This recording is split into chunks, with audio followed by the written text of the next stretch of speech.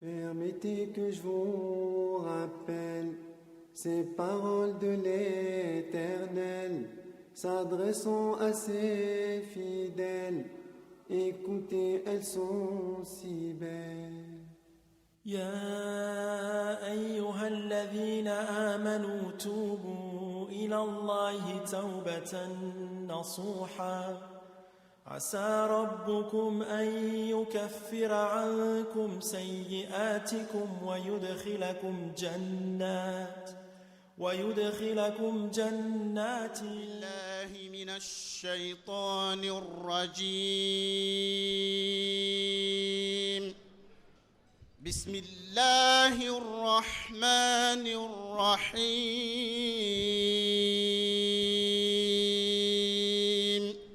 قل يا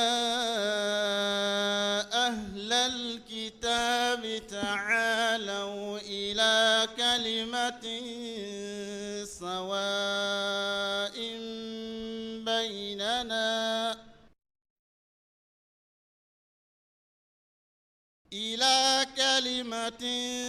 سواء بيننا وبينكم ألا نعبد إلا الله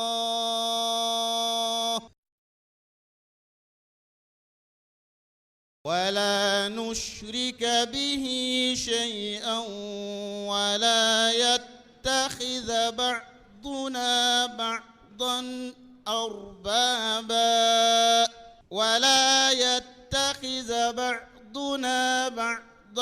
أربابا من دون الله فإن تولوا فقولوا اشهدوا بأننا مسلمون.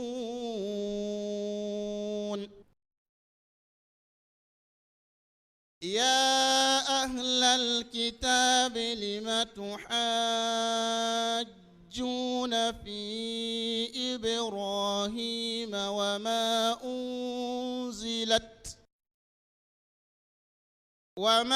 أنزلت التوراة والإنجيل إلا من بعده أفلا تعقلون.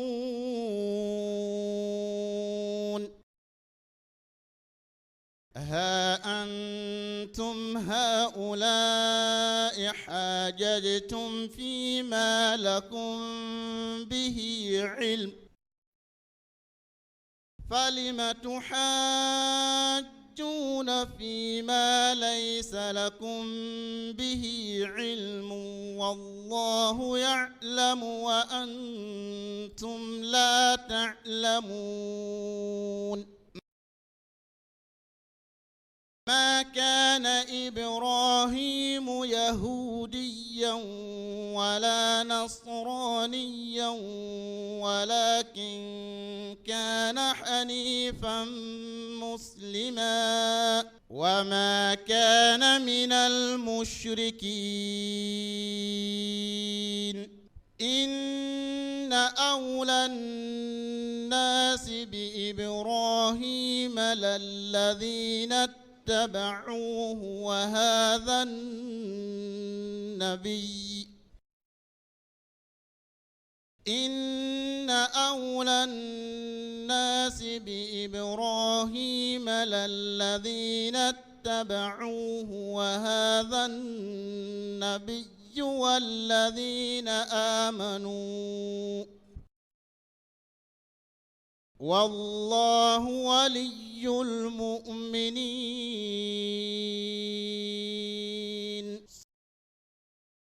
صدق الله مولانا العظيم.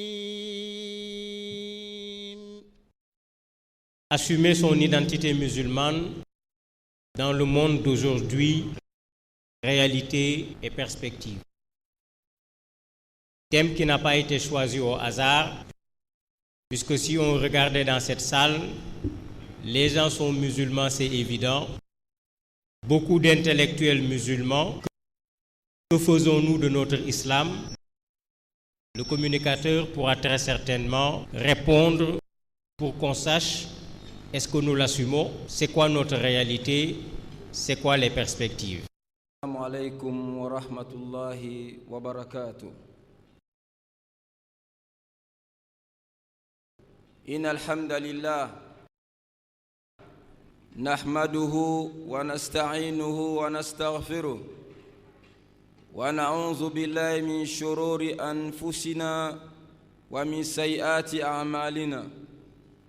ما يهده الله فلا مضل له وما يضلل فلا هادي له واشهد ان لا اله الا الله وحده لا شريك له واشهد ان محمدا عبده ورسوله اللهم صل وسلم وبارك على ذنب الكريم وعلى اله واصحابه ومن تبعه بإحسان إلى يوم الدين أما بعد فإن خير الحديث كتاب الله وخير الهدي هدي محمد صلى الله عليه وسلم وشر الأمور محدثاتها وكل محدثة بدعة وكل بدعة ضلالة وكل ضلالة في النار ثم أما بعد.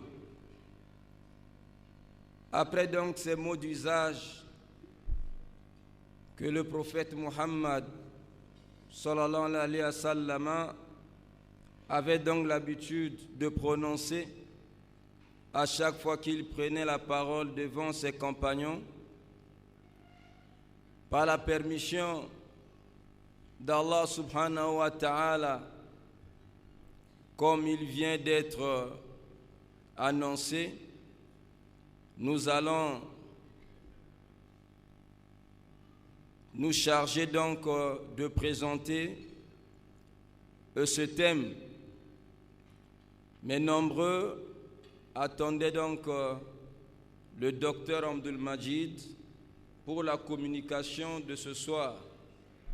Seulement à la dernière minute, nous avons vu par rapport au programme, par rapport aux différentes communications que le docteur aura donc à donner tout au long de notre séjour ici au Burkina, nous avons donc pensé alléger un peu sa tâche pour la soirée d'aujourd'hui, mais n'en demeure pas moins vrai qu'il va intervenir à la fin.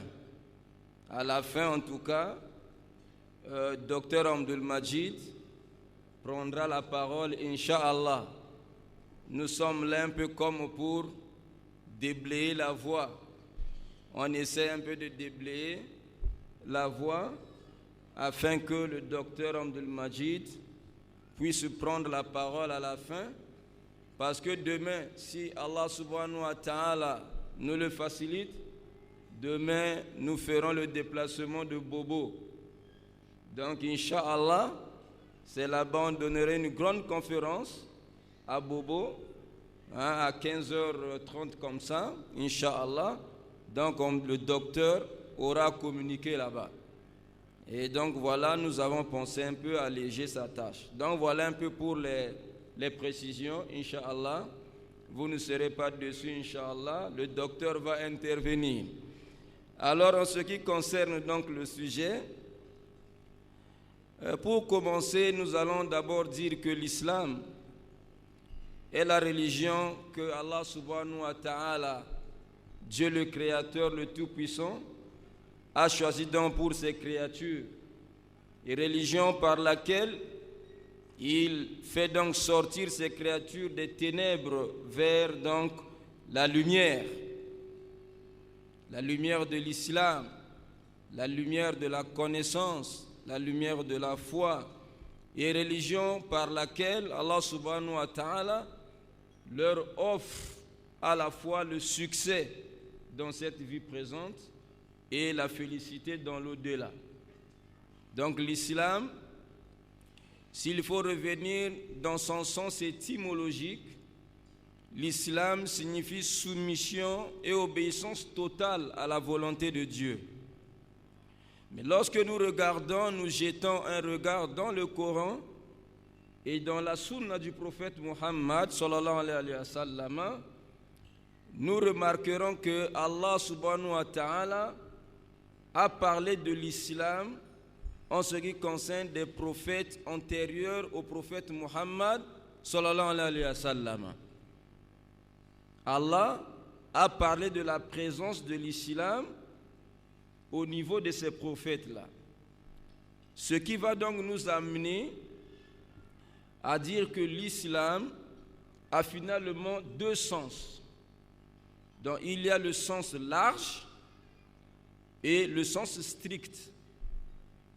En ce qui concerne le sens large, l'islam dans son sens large signifie donc l'adoration d'Allah seul, donc Allah, Dieu le Créateur, l'adorer seul sans lui associer avec quoi que ce soit ou qui que ce soit parmi ses créatures. Donc vouer un culte sincère à Allah subhanahu wa ta'ala. Et cette définition découle de plusieurs versets quand nous regardons dans le Coran. Par exemple, au chapitre 16 du Coran, Surat An-Nahl, dans son verset 36, Allah subhanahu wa ta'ala dit وَلَقَدْ بَعَثْنَا فِي كُلِّ أُمَّةٍ رَسُولًا أَنِ اعْبُدُوا اللَّهَ وَاجْتَنِبُوا الطَّاغُوتَ. Dans ce verset, Allah subhanahu wa ta'ala nous dit que certes, nous avons envoyé à chaque communauté un messager, pour leur dire adorer Allah seul et éviter le Taghut. Éviter donc le Taghut. Le Taghut ici c'est le diable, c'est le shaitan, c'est le démon. C'est tout ce que l'on adore en dehors d'Allah subhanahu wa ta'ala.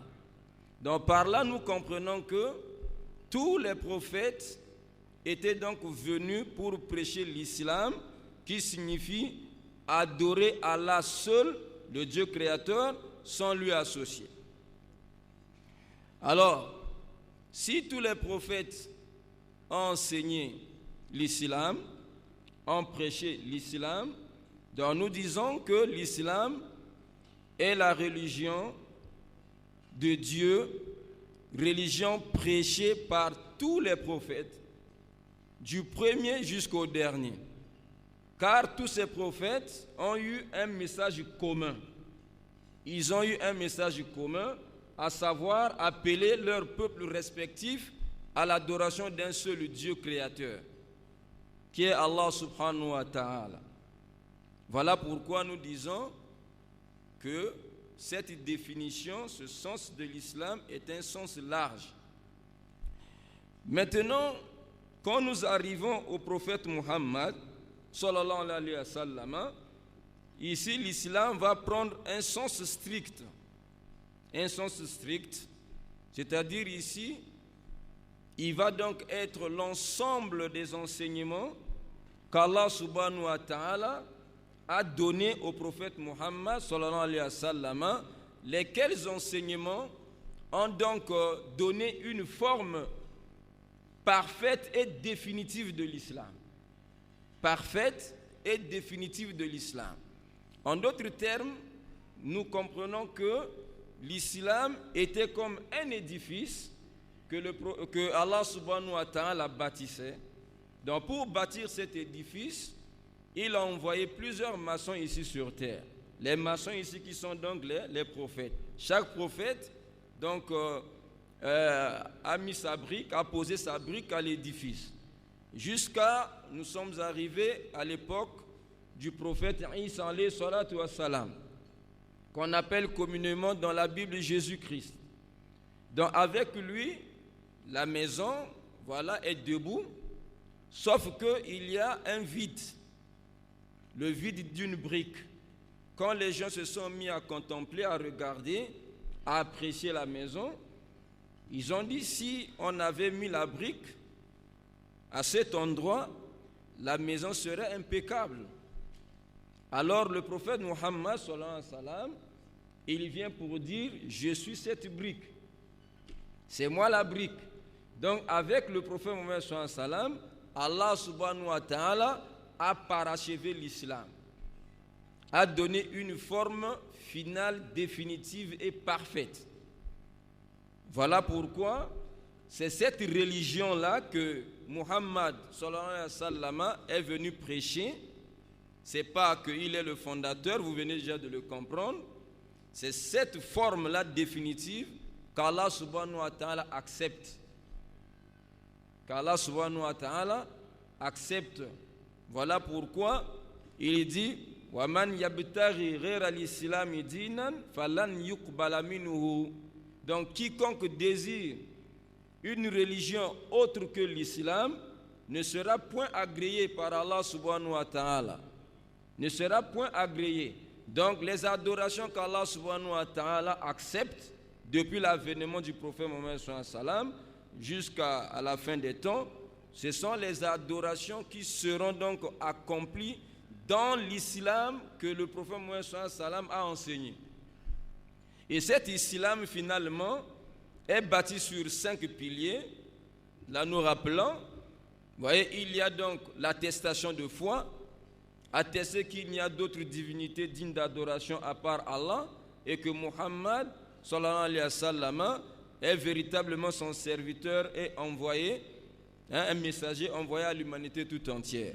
Après donc cette attestation de foi, il y a donc l'accomplissement de la salat, qui est donc la prière. Vous avez donc l'aumône légale qu'il faut acquitter. Nous avons donc le carême et nous avons enfin le pèlerinage.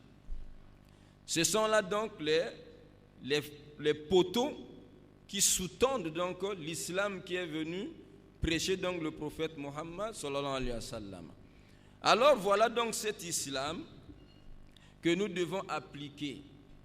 Cependant, l'islam, comme le thème l'indique, l'islam, depuis donc l'existence du prophète Mohammed sallallahu alayhi wa sallam, depuis donc de son vivant, l'islam a connu beaucoup de problèmes, beaucoup d'attaques. L'islam a été combattu depuis à l'époque du prophète Mohammed sallallahu alayhi wa sallam et jusqu'à aujourd'hui, cet islam-là est attaqué de tous bords. Et donc dans ce monde que nous vivons actuellement, et surtout depuis les événements du 11 septembre 2001, alors l'islam et d'autres événements encore qui se passent dans les pays islamiques ou encore à majorité musulmane. Alors tous ces événements-là ont milité à ce que l'islam soit de plus en plus attaqué. Donc nous vivons une période où l'islam est attaqué de façon tous azimuts. Et il y a donc ce qu'on appelle une islamophobie accrue à l'échelle mondiale. Et il y a aussi cet amalgame qui se fait entre l'islam et la violence. Finalement, on n'arrive plus à distinguer l'islam dans ses valeurs nobles prêchées par le prophète Mohammed sallallahu alayhi wa sallam et donc la violence qui s'installe dans les pays musulmans, dans les pays à majorité musulmane. Alors finalement, dans ce contexte-là d'islamophobie, de haine, d'indifférence envers donc l'islam, comment est-ce que le musulman doit-il assumer son identité? Comment est-ce qu'il pourra assumer son identité? Et par rapport à cela, nous devons d'abord remarquer aussi que c'est vrai que l'islam est attaqué de l'extérieur. L'islam est attaqué de l'extérieur par les forces ennemies, ennemis de Dieu, ennemis de l'islam, ennemis des musulmans, puisque cette vérité est même contenue dans le Coran, puisque Allah subhanahu wa ta'ala dit yuriduna liyutfi'u nur Allah wallahu mutimmu nurihi walau kariha al-kafirun. Ils veulent éteindre la lumière d'Allah par leurs propos mensongers, par leurs paroles mensongères à travers donc l'islam, contre l'islam. Mais Allah subhanahu wa ta'ala parachèvera donc sa lumière et fera en sorte que cette religion prendra donc le dessus sur tout. Donc cela signifie que l'islam, depuis longtemps, était déjà attaqué. Mais personne ne pourra terrasser l'islam, puisque l'islam n'est pas un régime politique. L'islam n'est pas un produit de l'imagination humaine, de l'invention humaine. Mais l'islam, c'est la religion d'Allah subhanahu wa ta'ala. C'est lui-même qui va préserver cette religion, qui la mettra donc au-dessus de tout. Et aussi, ce que vit l'islam aujourd'hui, les musulmans aujourd'hui, ce n'est pas toujours de l'extérieur, mais c'est aussi à l'intérieur même de l'islam. Ce sont les musulmans eux-mêmes aussi qui sont donc la cause de ce que les musulmans, l'islam vit aujourd'hui. Et cela donc à travers des comportements déviants et à travers la mauvaise compréhension et application des textes, vous voyez, coranico-prophétiques, que ce soit le Coran ou bien la sunna du prophète Mohammed sallallahu alayhi wa sallam. Il y a un problème de la mauvaise compréhension et la mauvaise application des textes. Alors ce qui fait que si on a mal compris les textes ou bien on les a mal appliqués, alors la conséquence c'est quoi? C'est que ça déforme l'image même originelle même de l'islam, l'image noble de l'islam, ce qui pose énormément des problèmes au niveau des musulmans, parce que ça va susciter une certaine frustration et ça va susciter des complexes.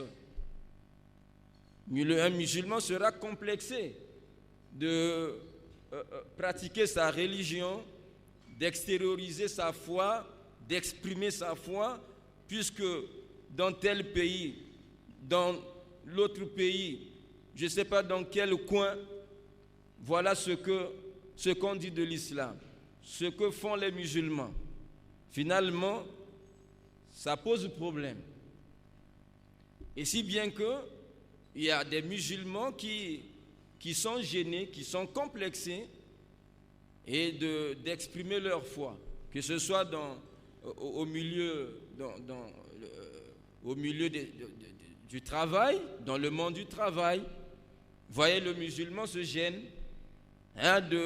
d'extérioriser justement sa foi, d'exprimer sa foi, que ce soit au niveau scolaire, dans les écoles, au niveau universitaire, en tout cas dans le milieu des affaires, dans n'importe quel endroit que ce soit.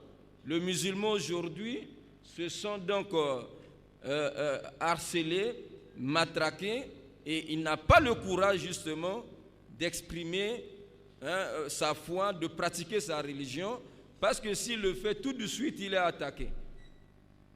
Tout de suite il est attaqué.